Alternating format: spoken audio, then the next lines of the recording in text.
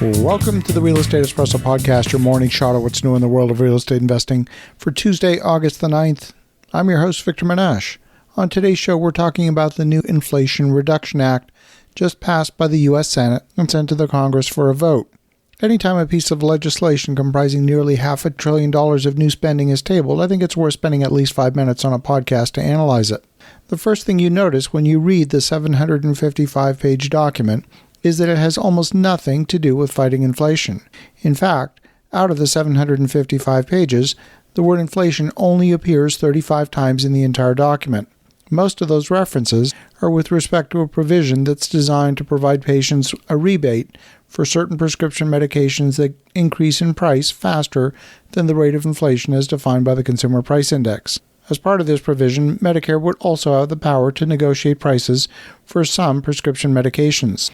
So let's examine the inflation-fighting impact of this provision. Now, prescription medications make up about 15% of the weighting of the healthcare component of the Consumer Price Index, and about 50% of prescription medications had increases above the rate of inflation last year. Healthcare makes up about 10% of the Consumer Price Index, and Medicare spends $380 billion in prescription drugs each year. That's a huge amount of money. So let's do the math and estimate the impact of this provision on reducing inflation. When you add all of this together, the impact can be no more than 0.75% of the weighting of the Consumer Price Index. By definition, the way the legislation is worded, it only prevents prescription drug prices from increasing faster than the average rate of inflation by forcing a rebate. The impact is limited because only a small basket of medicines that have been on the market for many years and lack competition will be eligible for direct negotiation. When you look at the price of prescription medications in the U.S., compared with other developed countries, there's no question that drug prices are higher in the U.S. than other developed nations. If we were seeing a better life expectancy or better health outcomes in the U.S., then those higher drug prices might be justified. But the truth is, these exact same medications are available elsewhere in the world at a fraction of the cost. In my opinion, it's time the government stepped in and curtailed some of the abuses of the drug industry. The majority of the bill consists of incentives designed to facilitate the transition to cleaner energy. For example, there's a provision to provide a rebate for biofuels that are added to aviation fuel. Only the proportion of the fuel that is not kerosene is eligible for the rebate.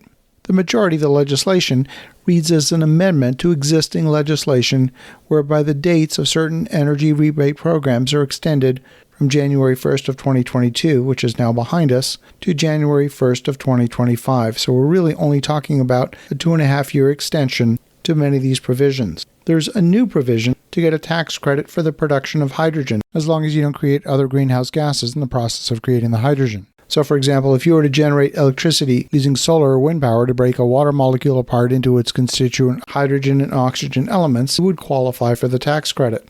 There's a provision, part of the original legislation, which was ultimately removed through Senate negotiation.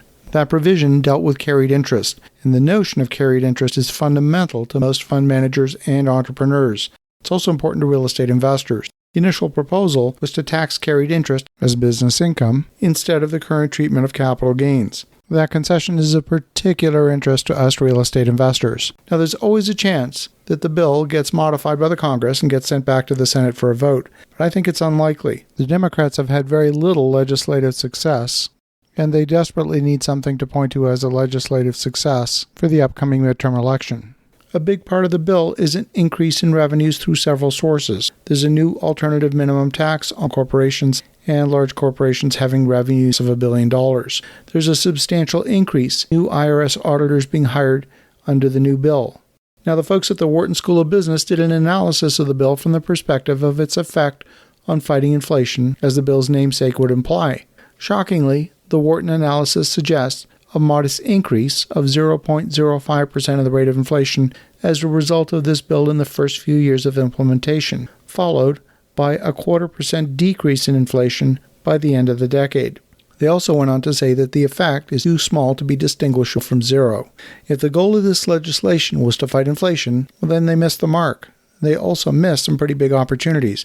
If you want to reduce inflation, it might be a good idea to choose variables that have a broad impact on price stability, and they didn't do that. I think there's some elements of this bill that I like to see, others that I don't. Now, while reading legislation makes for some pretty boring reading, I find it instructive to read the original text of the legislation to see what our lawmakers are actually doing behind closed doors. As you think about that, have an awesome rest of your day. Go make some great things happen. We'll talk to you again tomorrow.